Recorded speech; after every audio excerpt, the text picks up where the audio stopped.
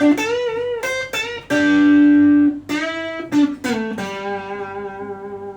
ံးချိုးလေးကိုနော်ဘန်းလုပ်မယ်နော်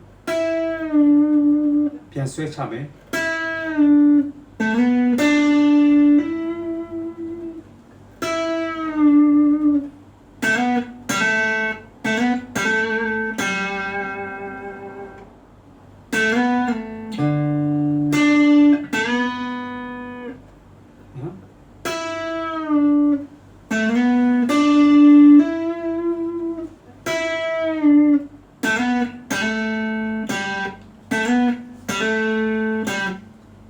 ဆွဲတယ်ပြီးဟမှာတော့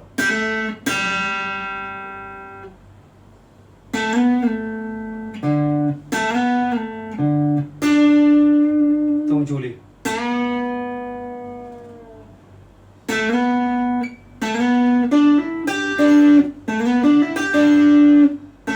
သုံးချိုးဆွဲတယ်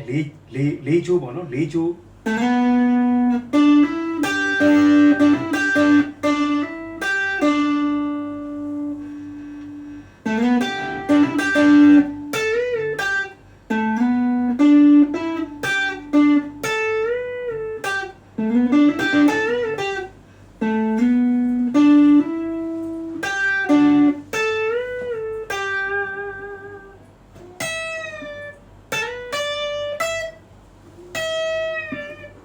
တစ်ချိုးလေးနော်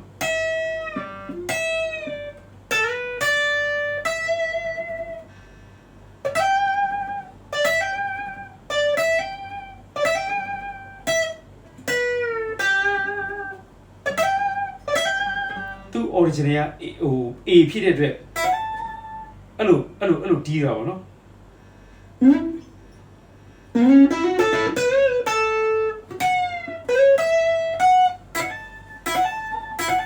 လွတ်ကျိုးလေးနဲ့